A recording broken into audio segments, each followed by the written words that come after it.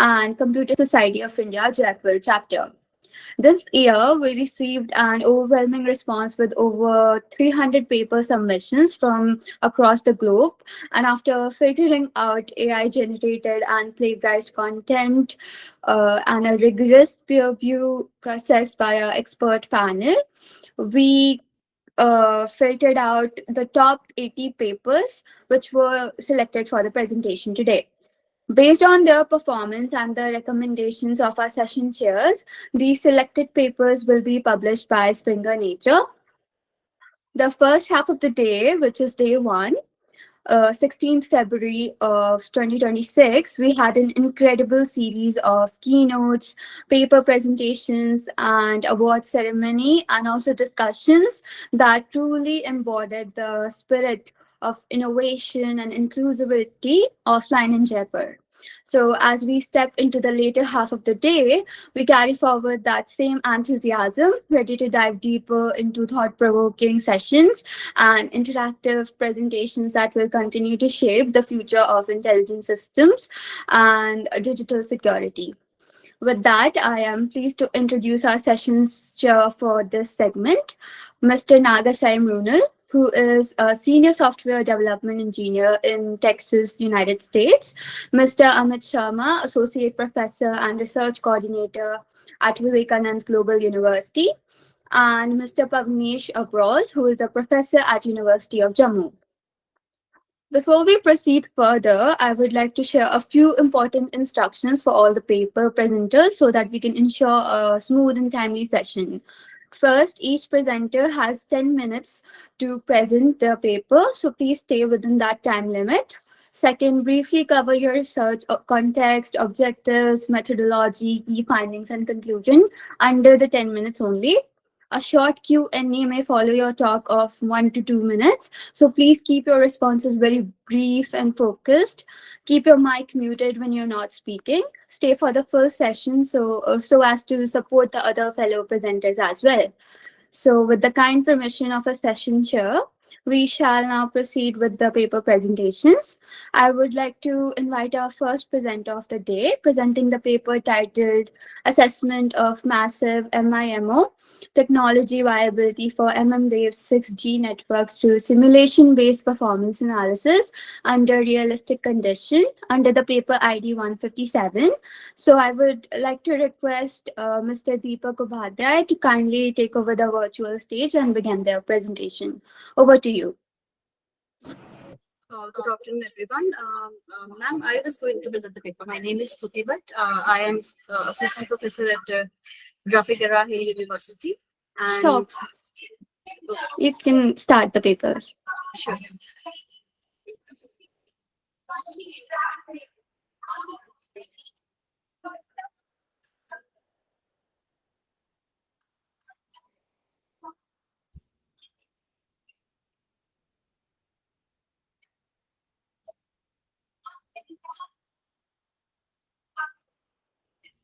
Is my screen visible?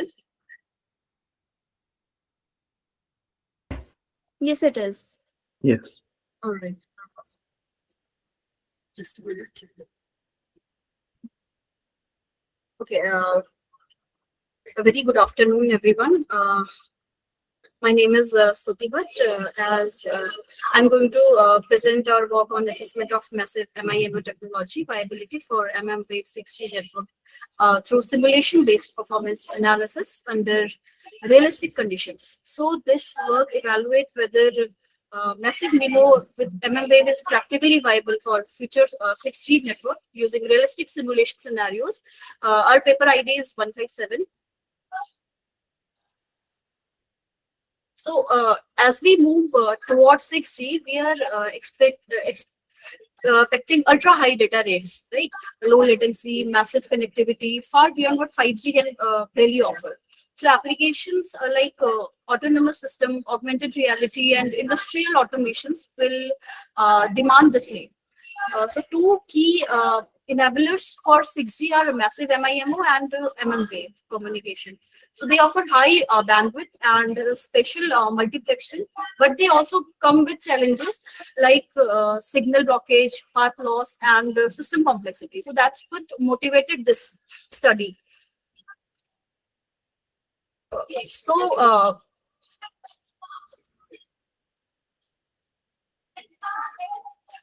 so the core question we asked is massive MIMO with mmWave actually practical in real world conditions? So to answer this, we evaluated its performance under realistic scenarios, like considering mobility, imperfect channel information, and hardware constraints, like limited RF chains.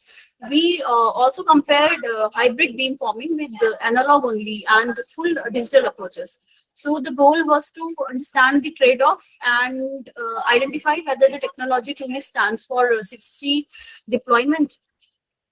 Since 6G isn't deployed yet, we relied entirely on simulation. We built a custom MATLAB environment that mimic real-world conditions like channel fading, mobility, and hardware imperfections. So our approach was structured to reflect practical scenarios as closely as possible, ensuring our result and meaningfulness for future system design. We modeled a downlink multi-user massive MIMO system with a uniform planar array at the base station ranging from 64 to 256 antennas. We use mmWave frequencies at 26 and 60 gigahertz with clustered channel model that include multipath and Doppler effect. We also introduced imperfect CSI using Gaussian estimation error to simulate real-world channel estimation, like in real world. So here's a quick overview of key contribution in the field. The first author laid the groundwork for mmWave propagation, while the second one analyzed the massive MIMO's theoretical limits, so mostly under the ideal conditions. And the next author advanced the hybrid beamforming and beam training, but mobility and CSI error were often overlooked in that paper. And the next author contributed accurate channel model, but large-scale simulations with massive MIMO were very limited. So our work builds on these foundation by integrating mobility, imperfect CSI, and hardware constraints into a very unified simulation. So to summarize the prior work, it shows massive MIMO and mmWave have great potential, but most studies assume that they are in ideal conditions. So our contribution is a realistic simulation that includes mobility hardware limits and imperfect CSI, which will bridge the gap in between theory and the practice approach we have been using till now. Now we have implemented hybrid beamforming using orthogonal matching pursuits. It will select the dominant special beam for a code book, update the residual channel iteratively, and it will also construct analog and digital pre-coders. So this approach gives near digital performance, while it will significantly reduce hardware complexity and the cost of it. So in this table, we have summarized our simulation setup. We used a MATLAB-based custom simulator with Monte Carlo traits. Antenna array ranges from 64 to 256 elements, and we have also tested both 28 and 60 gigahertz. We modeled pedestrian and vehicular mobility. We have used pilot-based LS estimation with Gaussian error, and we have implemented OMP-based hybrid pre-coding with varying RF chains. So we have implemented this entire system in MATLAB, running extensive Monte Carlo simulation, as I have said, to ensure its statistical reliability. Let's walk through some key results we have found. Figure 1 shows spectral efficiency increase with more antennas, but gain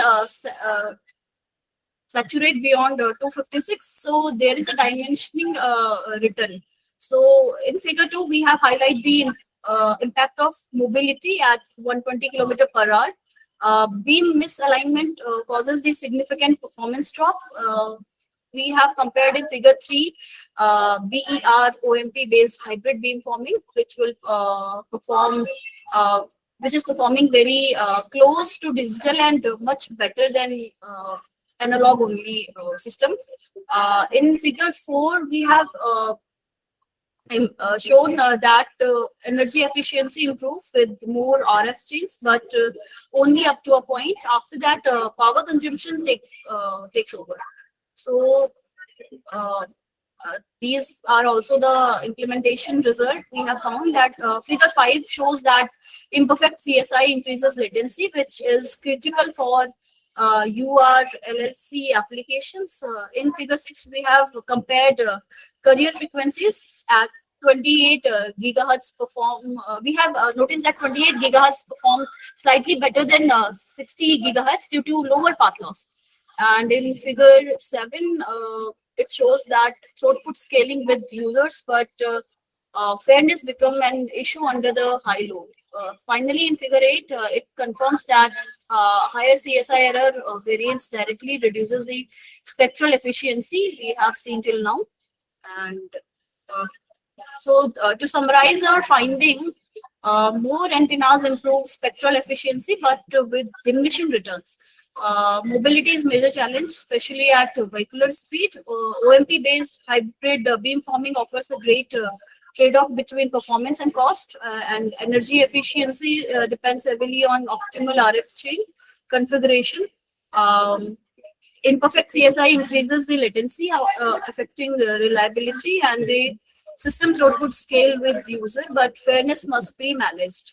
So overall, massive MIMO with hybrid beamforming is viable for mmWave 6G, but only if we address mobility and CSI accuracy.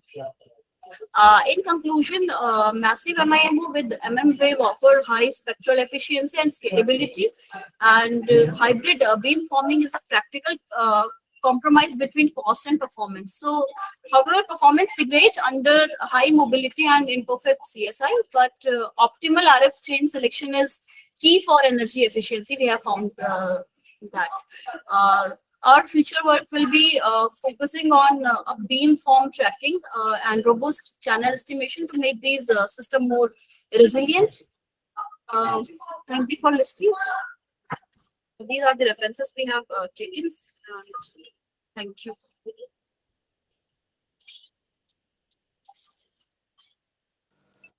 Thank you so much, ma'am, for your insightful presentations. We are open to questions if there are any. Hi, Stuti. So, my name is Naga. So, I just have a few questions. Like, what specific realistic conditions did you model for your 6G wave environment? Sir, And yeah, good, good. sir, we have specified simulation. We have done simulation based methodology in this. We have used 600 antennas, and we have made conditions simulation work like we have done in real world. So actually, the Yeah, implementation part is done by my co-author. So okay. But do you think, what do you think which has the largest impact on this performance, like massive MIMO performance? I think the antennas, sir. Okay, okay. Yes. Thank you. If there are no Thank you so further much. questions, if there are no further questions, we shall now proceed with our next paper. Um, the paper title is Paper Pattern Guided Gen AI Co-Design for Architecture Decisions, a prompt sequencing framework under the paper ID 159. I would now like to call Mr. or Mrs. Alpana Bansal to please take over the virtual stage and present their paper. Thank you. Hi, hello everyone. This is Alpna here. I'll go ahead and share my screen.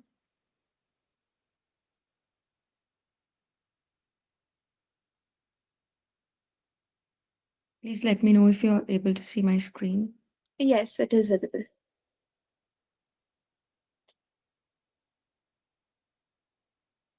Okay. So hello everyone. My name is Alpna Bansal, and I'm presenting a paper presentation today on the topic Pattern Guided Gen AI Co-Design for Architecture Decisions, a prompt sequencing framework. My co-author is Deepak Kumar Jain, and this is the agenda for the presentation today, which I'll be covering. Along with introduction and conclusion, I would also be focusing on research methodology, the prompt pattern framework, and the evaluation and results of the whole study. Now, so using this paper, what we are trying to do is we are presenting a formal pattern that drives the use of generative AI in software architecture decision making. This paper introduces a five-part prompt sequence, which I'll be covering under the pattern framework slide. And it depicts that Gen AI should not be viewed just as a creator, but it's a structured co-designer in the decision-making process. So whenever users do not control interactions with generative AI, the results which are yielded by the system are inconsistent, ungrounded, or irrelevant, and they're often ambiguous prompts and they do neglect the context. So to mitigate this problem or to address this problem, we have presented a five-part prompt sequence, and it's to enable GPT class models to generate the awareness about the context and the auditable recommendations. Also, this paper addresses the limitations by taking a structured, as I mentioned, that we are presenting a structure prompt sequencing framework. So it basically systemizes the interaction of generative AI with human intervention for supporting architectural decision support.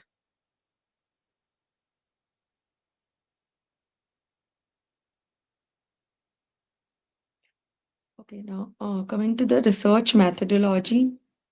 So the main artifact in this particular research is a framework of prompt pattern sequences, which is used for architectural decision making. The implementation and testing of the patterns has been done by GPT-4, and it has been done in within three scenarios in the financial domain, the second one from an industry case in retail domain, and the one from a fictitious startup scenario. The tests conducted have guaranteed that the pattern works across industries of different sizes, fields, and profiles, and under different constraints and limitations. Data was collected on documents of the prompt response transcripts, and the evaluation criteria which was used as a part of this research and the test were response quality, decision support effectiveness, practical utility, and also making sure that the solution provided or the architectural patterns provided were feasible to implement, and they were saving time than if these were devised using traditional methods. Also, the evaluation aims to assess the effectiveness of the proposed framework, and there were, in all cases, improvement percentages, constraints, and evaluation metrics were defined and noted before the experiment and after the experiment to reduce the bias. Now, here is the prompt pattern framework, which we are presenting using this paper. It's a five prompt pattern sequence. The prompt patterns are architect persona pattern, project context pattern, quality attribute pattern, technical premises pattern, and uncertainty pattern. So the main contribution of this study is generation of a five pattern sequence for quality based generative AI interactions, which are solely focused in architecture design making. And each of these patterns being introduced, these have been introduced around and addressing a specific dimension or a specific area of the whole decision process involved. And these draw results from the previous patterns so as to preserve the context around the problem and the coherence. Now, moving on to the first one, software architect persona pattern.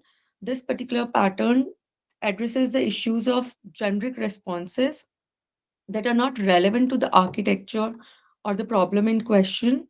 Uh, Rather than this, it focuses more on the specific context. It also restricts the response space to architecturally pertinent suggestions that in turn lead to improving the quality and practical applicability of the responses. Now, the second one is architectural project context pattern. This particular pattern addresses the common mistake which we find in traditional methods of architecture design is making suggestions which may sound feasible but impossible to implement when brought into practice.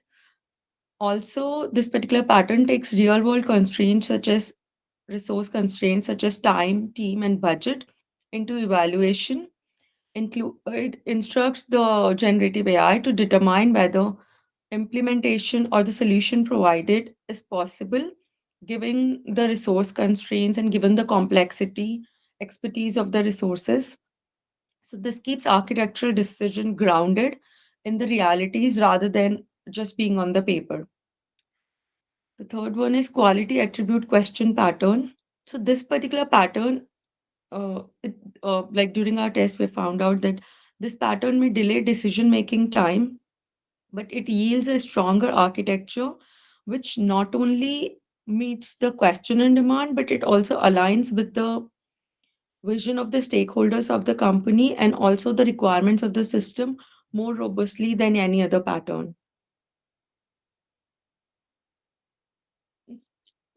The fourth one being the technical premises pattern. This particular pattern addresses to mitigate the risks of large language models or LLMs, hallucination, and the technical inaccuracies provided sometimes that may impact the decisions. Also, this particular pattern increases the transparency and trust in responses. So, while reducing the use of faulty suggestions, so when there are less faulty suggestions, when there are more specific suggestions, the trust and transparency is obviously automatically increased. Now, coming to the last pattern, which is the uncertain requirement statement pattern. This particular pattern takes into account the changing needs and the evolution of the technology over the course of the project. So, architects, while basically considering the architecture diagram, they should intentionally consider uncertainty because in today's world, the technology is rapidly changing and there may be changing requirements as well, so that the changes are easily accommodated with little bit amount of rework in the future. Also, this pattern allows for a flexible balance of complexity with flexibility as because architects already take into account the changing needs and they are able to make decisions on investment and adaptability. Now, this was a description about the five prompt pattern framework. Now, coming to the evaluation. Sorry, evaluation. As I mentioned earlier, that we use GPT-4 and this particular research was and the test was conducted across three scenarios. So the framework was tested by applying it to three scenarios. So we have in this particular table we have given here all the three scenarios or the three domains, the architectural challenge or the question, and then the pattern uh, which was most suitable to the particular problem. So, for example, in financial portal, as everyone knows that the financial organizations of financial domain have to comply with a lot of rules and regulations, and there are many audits carried out, and there are regulatory constraints. So we observed that the persona architect pattern and the technical premises pattern were most useful in this case. They were more compliance focused and validated recommendations. Similarly, for our second domain, which is retail pharmacy, the context and the quality patterns balanced scalability with development constraints. And the third one being CRM startup. Since we the prompt sequence, the question was around cloud architecture, which had to be designed for the startup. We found out that the uncertainty and context patterns addressed the problem more because as it's a startup, so there can be uncertainty, there may be changing requirements and whatnot. Now, coming to the results.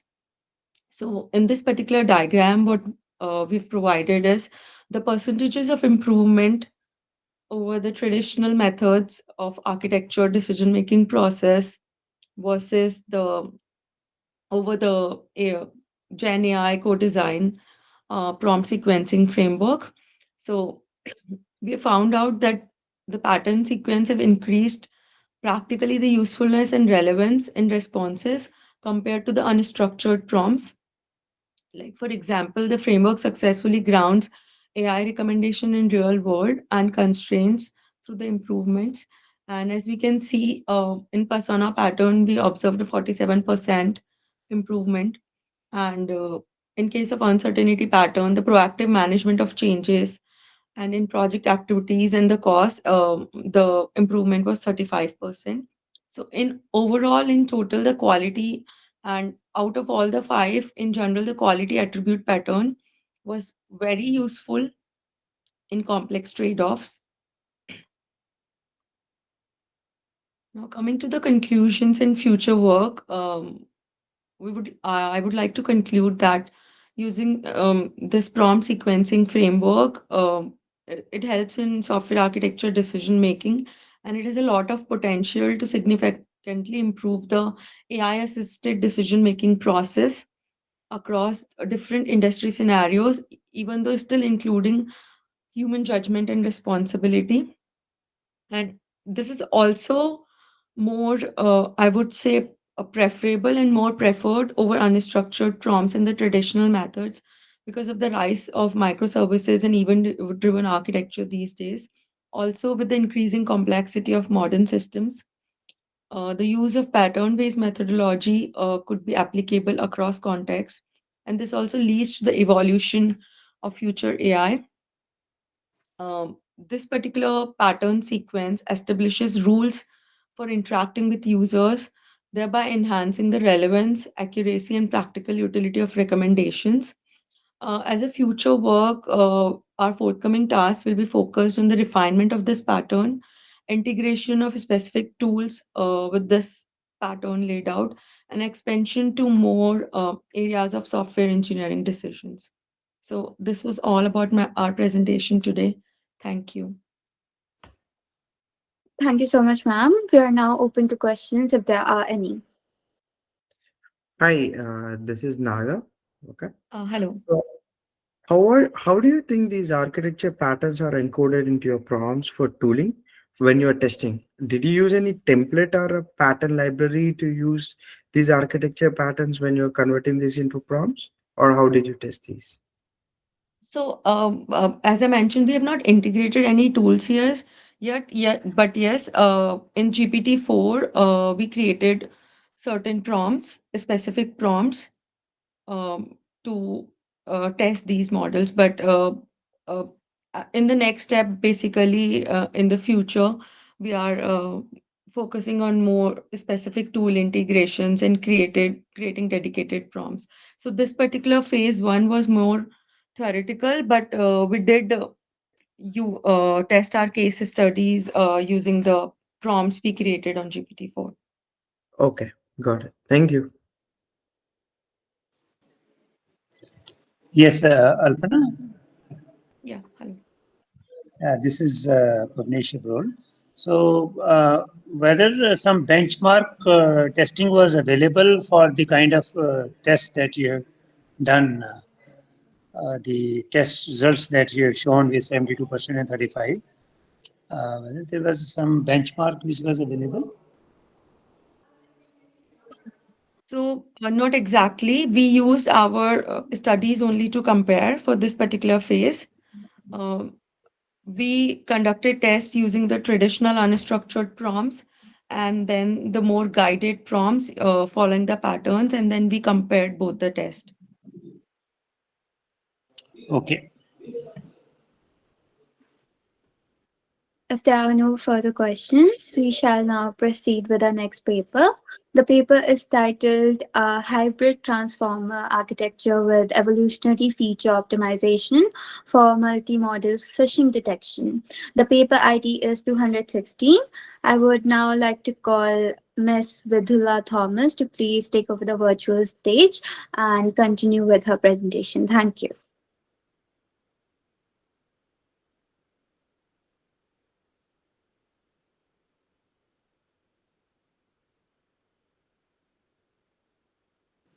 Miss Vidula, are you there?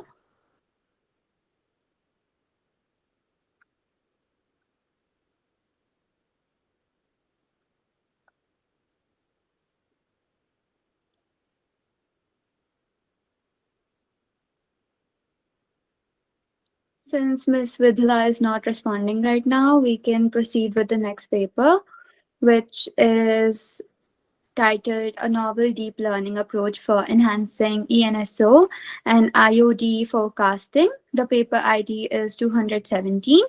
I would now like to call Miss Shweta Jean. Okay, Miss Vidula is presenting her paper. Miss Vidula, please unmute your mic.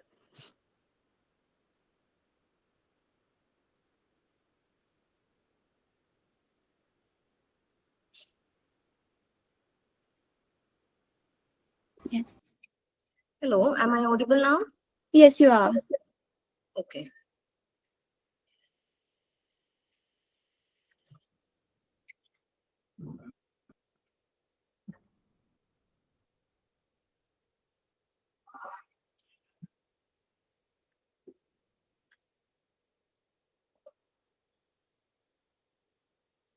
Audible? Yes, it is. Yes, presenting architecture for multimodal phishing detection. Okay, these are the contents I have been dealing with. Actually, my system focus on the phishing attack. Okay, actually, we have phishing websites continue to be threat because of their deceptive design and an advanced sophistication. So traditional heuristic and supervised models fail to detect the phishing attacks. Actually, nowadays the phishing attacks are emerging day by day. So it is so difficult to get a multi-model work. Existing system and visual elements. My system, it is a multimodal deep learning technique which incorporates transformers and CNN-based image analysis to capture the complex phishing features. So the key challenges I have been facing is that cost, hybrid model. So the detectors evade changes or SSL manipulations. So visual similarity based methods.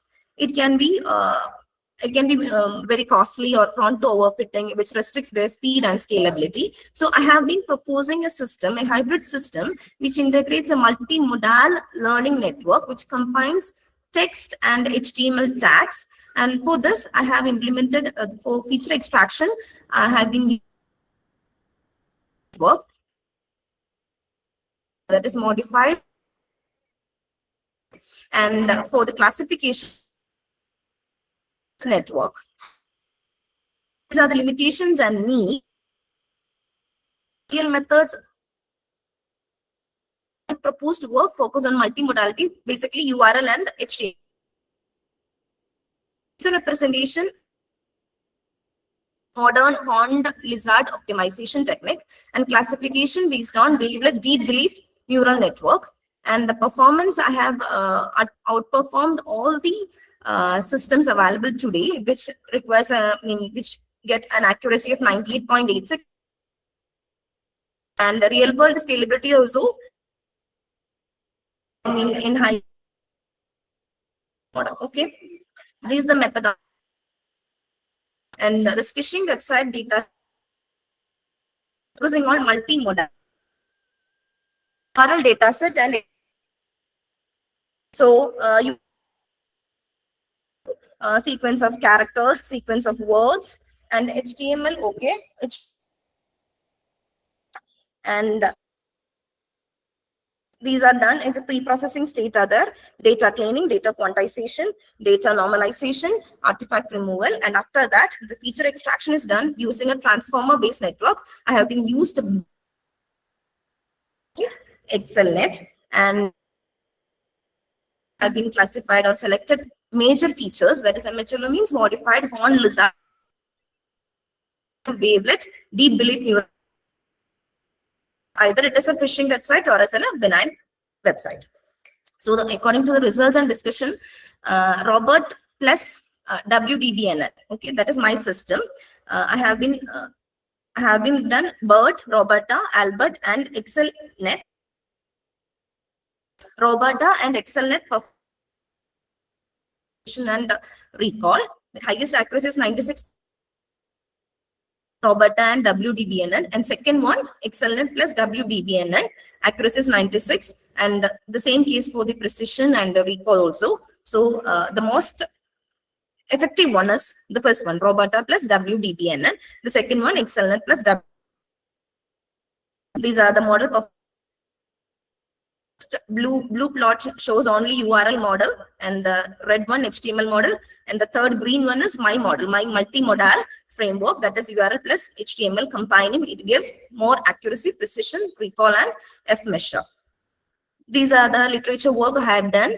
There are so many methods used by the different authors: CNN, transformer, GCNN plus transformer, URL det, fish det, HTML det, URL net, exception, web fish. All this you can see. Last one, MHLO plus WDBNN is the my framework. You can see that accuracy, precision, recall, F measure, all these parameters, performance metrics is my system or my framework outperforms all the existing one. These are the conclusion. That is the state of art performances: accuracy 98, precision 97, recall 98, and reference score 97. So I have been Roberta is the best. MHL is used. BNN. And the limitations I have been forced, since I am using the transformer, it is a high computational cost and more time is needed, and complex processing pipeline requires for the multimodal feature extraction, and for the limited edge feasibilities there, scalability constraints. We have to require a GPU system, which is very limited for me. And the operational overhead means nowadays phishing attacks are increasing. Need for optimization or pruning or quantization technique and lightweight architecture, especially lightweight architecture, which pipeline the transformer, BERT or Roberta, because Roberta and BERT cause high computational cost. These are the future enhancement. That is, I would transfer and support and to improve model adaptability to dynamic. I've been using only two modalities, that is text and HTML. So I have to be focused on image-based phishing, user behavior patterns, and dynamic content also. Implement.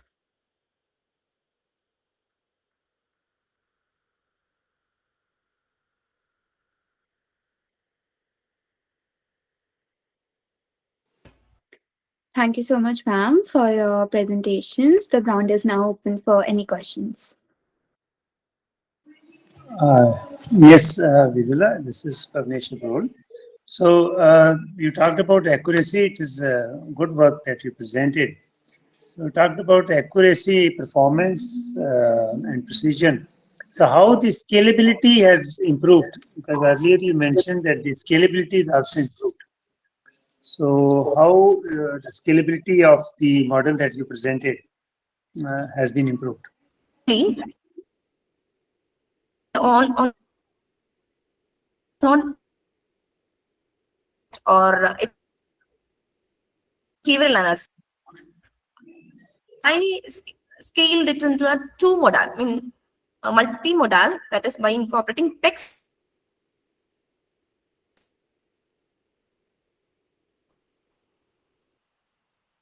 My voice is not audible or clear.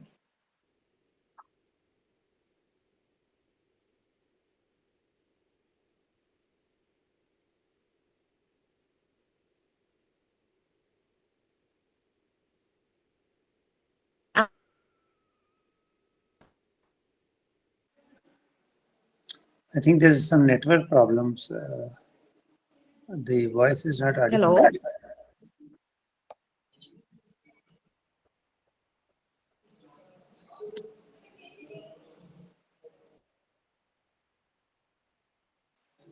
Okay, we can move ahead, Ashi, then, if it is not audible. Sure. We shall now proceed with our next paper, which is titled A Novel Deep Learning Approach for Enhancing ENSO and IOD Forecasting under the paper ID 217. I would now like to call Ms. Shweta Jain to please take over the virtual stage, or any other paper presenters who are present in the meeting right now. I'm just sorry to interrupt. After her, the paper was 447, if I'm not mistaken. 447 is after this paper, ma'am. Okay, ma'am, no problem. Thank you so much. Yes. Do we have anyone for the presentation of this paper right now in the meeting? Since we do not have any presenter for this paper, we can proceed with the next paper, which is titled A Lightweight Context-Aware CASA NLU Framework for Low Resource Deployment. The paper ID is 447. I would like to call Ms. Florina to please take the virtual stage. Thank you.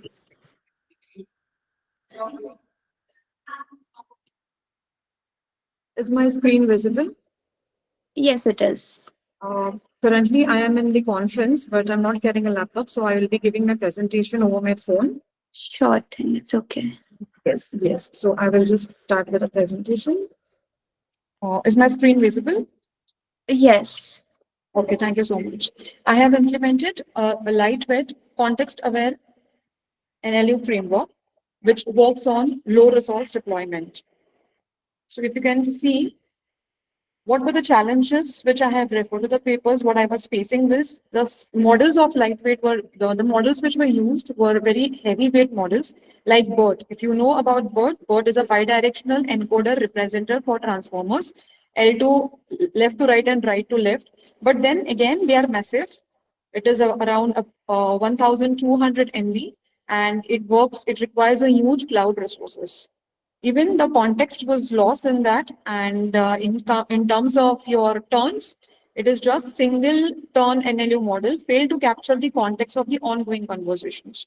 So then for this challenge, I came up with my paper. And what is my paper all about? It's talk about implements a lightweight context-aware CASA NLU model for on-device deployment. It uses multi-head self-attention to combine dialogue history. It predicts intents and slots together in a single pass, joint learning, you can say. It replaces heavy RNN, CNN, BERT technologies. It integrates DST for multi-turn conversations. It uses a rule-based policy over 9 million parameters and making it a resource efficient. It has been tested on SNPs, ATS, and SG dataset with strong performance. I will have my performance result later on the next slide. It is also suitable for, you can say, for edge devices. So going ahead with the original architecture, you can see the original architecture was this. So then coming back to this, I have come up with a solution which has my own multi-head self-attention architecture. This is an improved CASA NLU. If you can see this, I have been worked on different turns here. You can see turn 1, turn 2, and it can go up to n number of turns with any loss of data, and even the previous turn will depend. The next turn is depending on the previous turn and the previous history for generating the intents and the slots. So it is already working on different system architectures like current utterances. How is it? Then context fusion kaise hoga? Yahan pe you can just see this. Context fusion is there where multi-train and positional embeddings are there. Intent classifications, we have softmax and GRU slot leveling. So this is a three-step process. As you can see, first is the input encoding hota hai, then it is context fusion, and then we have joint prediction to generate the slots from the intents. Multi-head context fusion, you can see I have used a formula here, which is again on the best of the data that we are receiving from the intents, and then the keywords have been matched, and depends on the matching keywords, we are able to generate useful insights for the slots. So the evaluation benchmark, if you can see, I have been tested on SNAPE, ATIS, and SGD. So if you can see here, a standard singleton benchmark for intent classification is about of intent 7 slots for 72 and 1 domain it was been tested. Then again, this also I have been tested on one domain, ATIS, with intents 21 and slots 123. And SGD also, the intents were 47, the slots and the domain that I was tested was 17 domains. So SGD was a huge data set which I have used to test on different domains like restaurant, you can talk about hotels, the flight, say reservations, etc. Singleton data set, page O, I have got the results was intent accuracy was 97.43%. The slots was 88.57. ATS performance, you can see the intent accuracy is 93.62 and slot is 94.35 for competitive performance with a fraction of the computing values which we used. Then benchmark result, as I have highlighted, this is a benchmark result, 4x faster tha. It was approximately 99% near optimal performance. The improved version is very efficient in terms of ultra light. Accuracy is also mentioned here for my CASA NLU, the baseline, and my model has been compared here. And after the comparison, you can see the results. I will still work more on it to get more beneficial result. I will train my data set. You can see multi-turns, what is my result. The original speed was, and the intent is 26.46%. So generalization, the gap which I had found was taking care that I have worked on the gap which I had found from the previous papers, and coming to my slot F1 score was 0.877%. So it is now ready for Edge AI. You can see 9 million total parameters. Compared to BERT, CASA NLU is tiny and it is really useful when it comes to generating the meaningful insights from the previous conversations.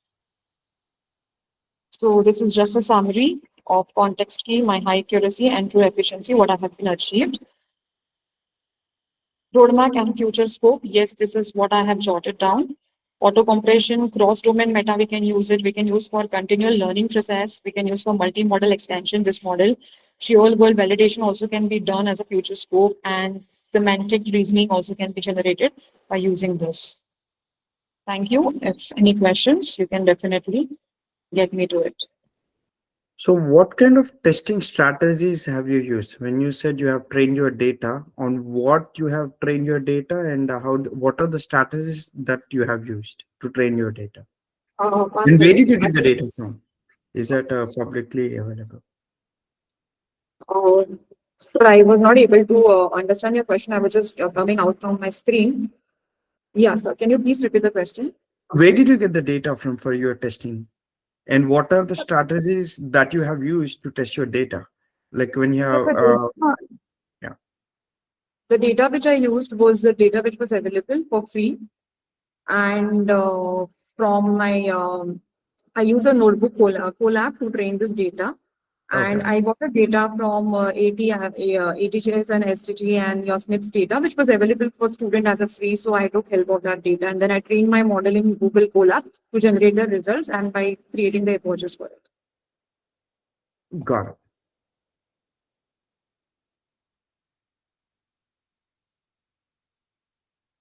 Yes, sir. Sir, you're muted. Okay, I mean, I have two observations. What is context furoin, which you have mentioned in the system architecture slide? What is that? So context, so sorry, is context. Even I couldn't get it. It is context, FUROIN, furion. Context aware CASA. It's CASA, CASA, context aware self-attention. Is it context fusion or what it is? Context fusion, no. So that is where my intents and slots will get fused together to generate a new insight. Suppose I'm booking a flight to London, example I'm giving you, sir.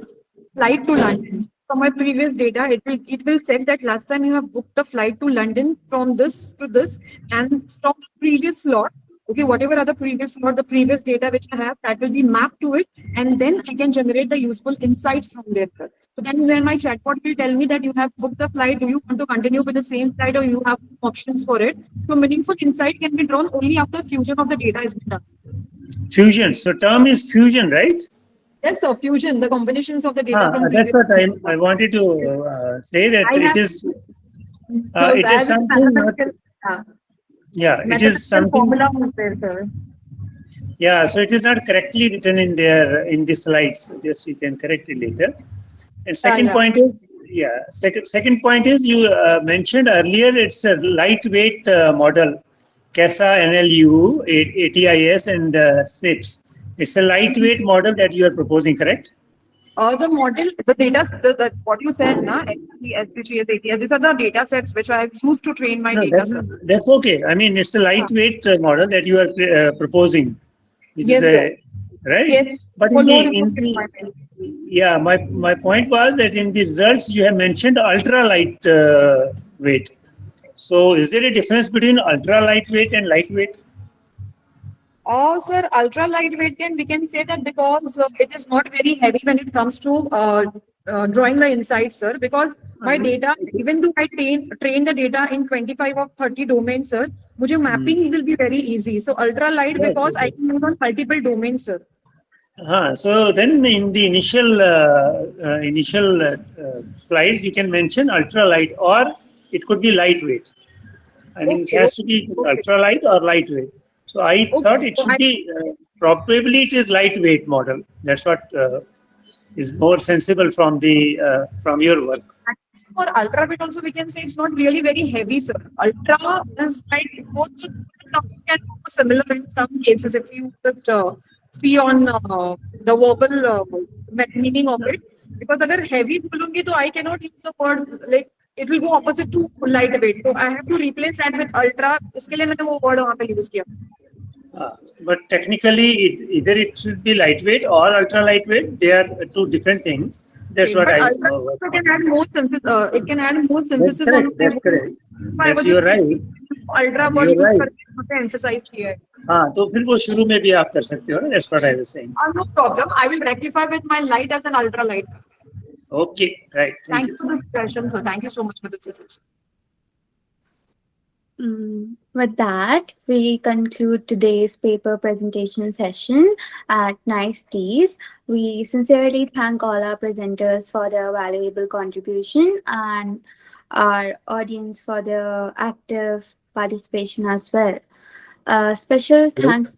Yes. Ma'am, actually, my paper ID is 383. Wait, let me check, please. Sir, you're in the wrong room for that. This is 2A, not the one that you're referring to. No, And we don't. actually, in Yes. my the PDF you shared recently, it's day 16 Feb, Mhm. 2A. Okay. The recent, the Uh, updated PDF I got. Wait, sir, let me just recheck it again once. But actually, before this, I was on 18 Feb. Okay, just let me just recheck it quickly. Thank you so much, ma'am. Yes.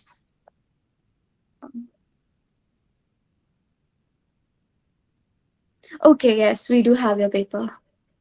Okay, thank you, ma'am.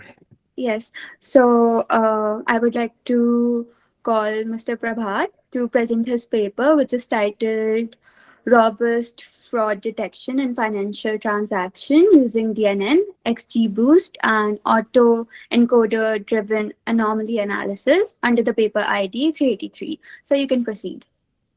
Sure, ma'am. Oh, okay. Ma'am, are you able to see my screen? Yes, I am. Okay, so good afternoon, everyone. My name is Prabhat Bist. I'm here to present my research paper titled Robust Fraud Detection in Financial Transaction Using DNN, XGBoost, and Autoencoder Driven Anomaly Analysis. Paper ID is 383. So in the study, we explore how machine learning models like deep neural networks, XGBoost, and autoencoders can be used together to detect fraudulent credit cards transaction more effectively. So let's move to the next slide. So about my introduction, so online financial transactions are growing very fast these days. So at the same time, credit card fraud is also increasing, and fraudulents are using advanced and smart methods. Okay, so detecting fraud is not easy because the data is complex and very imbalanced. So only a small number of transactions are actually fraudulent. Because of this, the traditional rule-based methods are not enough to find these frauds. To solve this problem, my project uses machine learning and deep learning techniques. We use XGBoost, which is a strong machine learning model, and also deep neural networks and autoencoders to detect fraud. Okay, so the goal is to combine these methods to make a system that can detect fraud more accurately and effectively. So I'll go with the literature reviews. So here, credit card fraud is increasing quickly because online transactions are growing. Now, the old rule-based system, which follows fixed rules, cannot catch new and complex patterns.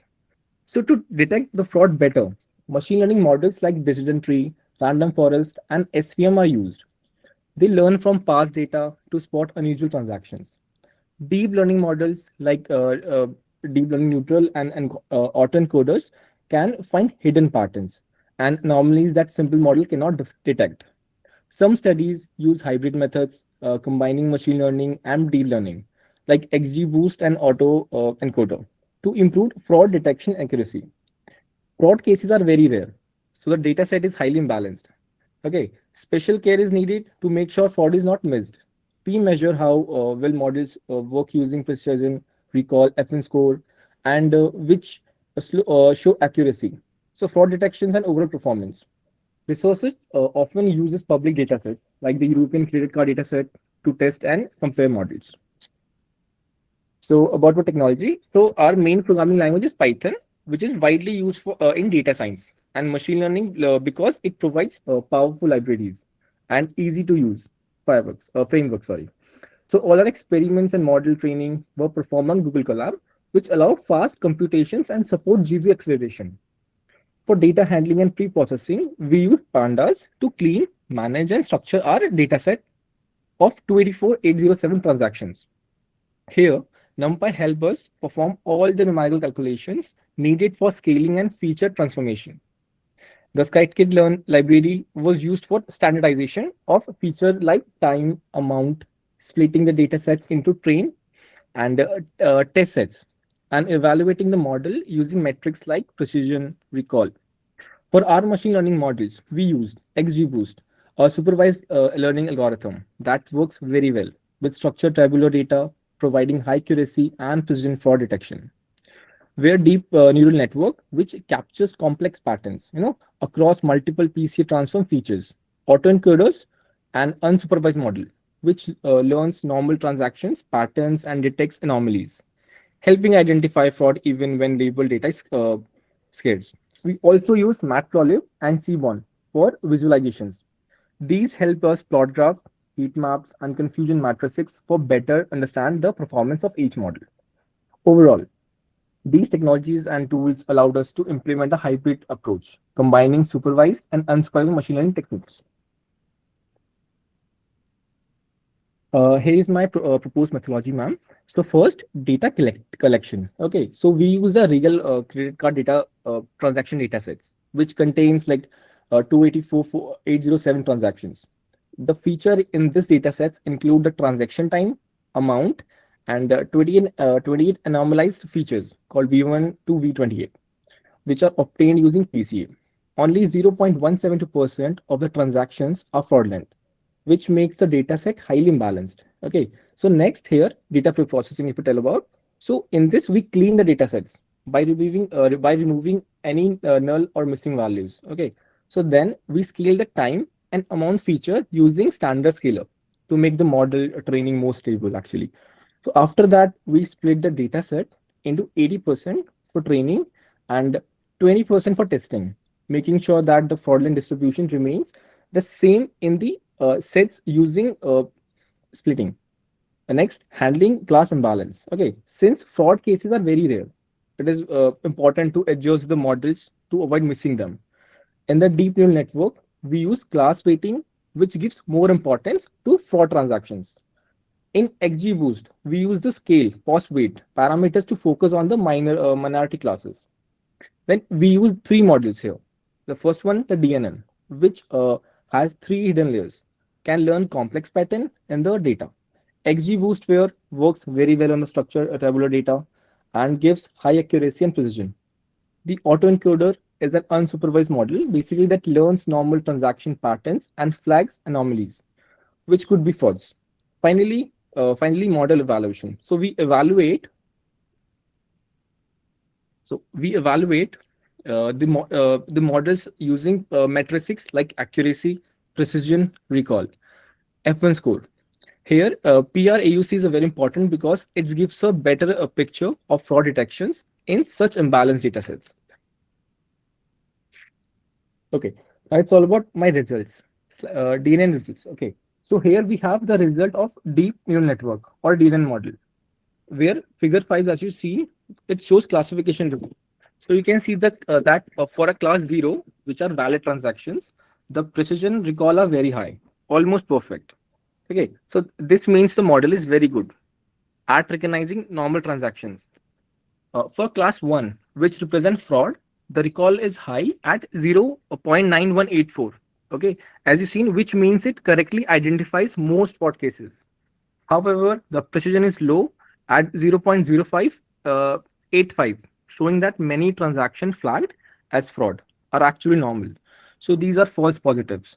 Where, as you can see in figure 6, it shows the confusion matrix. We can see that the decision correctly identifies 55,415 valid transactions and 90 frauds.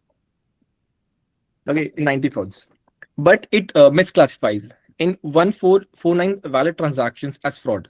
This tells us that while the DNA is sensitive to detecting fraud, it also produces more false alarm.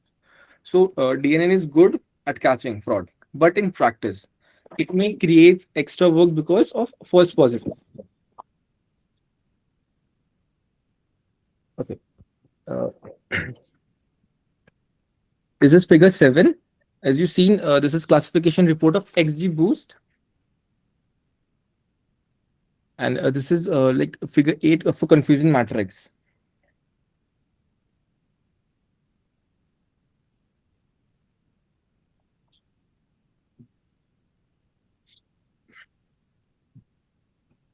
Okay, this is the final results of ROC comparative plot. This is figure 11, where I shows the curve comparing all three models. The ROC AUC tells us how well a model separates fraud from valid transaction. Okay, so XGBoost has the highest curve, indication the most reliable model overall. DNA is sensitive and catches most fraud, but it has more false positives. Auto encoder is useful for anomaly detection is unsupervised scenarios. Okay, so now next to the conclusions. So in this project, we develop a hybrid fraud detection model. Basically, it combines three approaches: deep neural network, XGBoost, and autoencoder. This hybrid approaches allow us to use the strengths of different techniques together.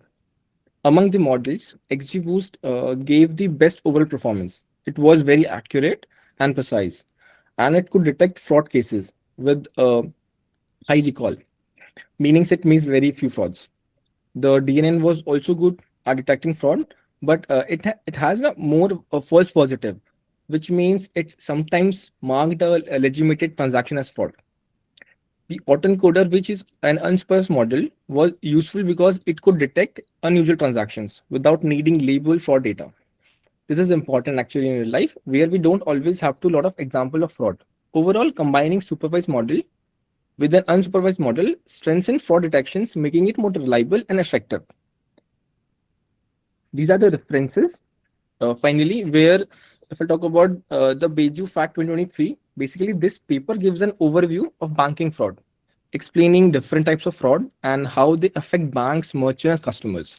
Second was NASIF AL 2021. This is a review of how machine learning can be used for anomaly detection, which is the main technique we used to find unusual or fraudulent transactions. Third one is Telukadar L 2024. This study shows how hybrid assembles machine learning models can secure transactions, by combining multiple algo for better fraud detection. The fourth one is Chakrin at 2022. This papers explain the use of autoencoders for fraud detections, which helps detect fraud even without label examples. And it's Kaggle credit card for dataset. This is the public dataset we used for our project, containing real credit card transactions to train tester sets.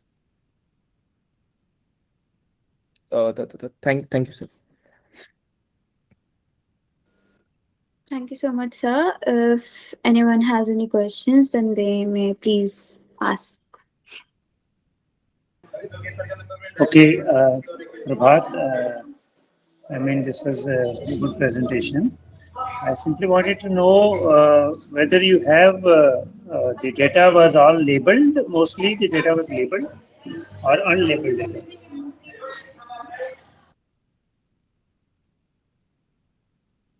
Uh, sir,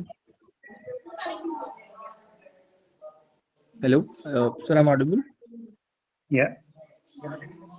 sir data पे super मतलब के लिए label था Should I repeat? Sir the data was actually fully labeled, sir. It's labeled, Fully labeled. So fully it was labeled. a kind of supervised learning algorithms which you applied, right? Sorry, sir. Supervised learning algorithms only you applied. Uh, Hello.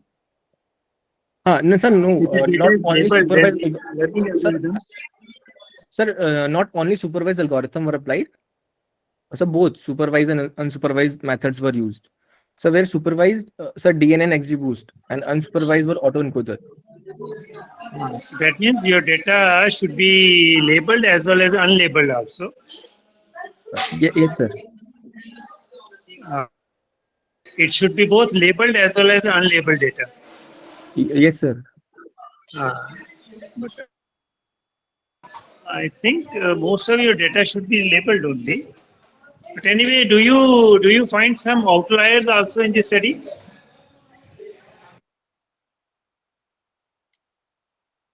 So outliers, sir, yes, sir, according to the model was specifically used for anomaly detection actually.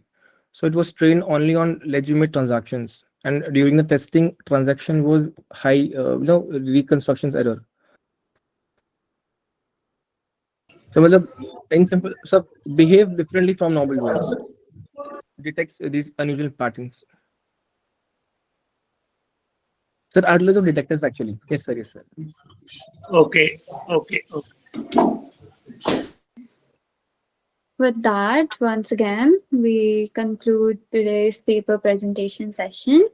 Once again, a special thanks to our session chair for guiding this discussion with clarity and depth. I would now like to kindly request Thank you. all participants to kindly switch on their cameras as we take a virtual photograph to capture this memorable session. Thank you so much. Thank you. All right. Once again, thank you all, and we look forward to seeing you in the next session. Have a great day ahead. Thank you so much. Thank you, ma'am.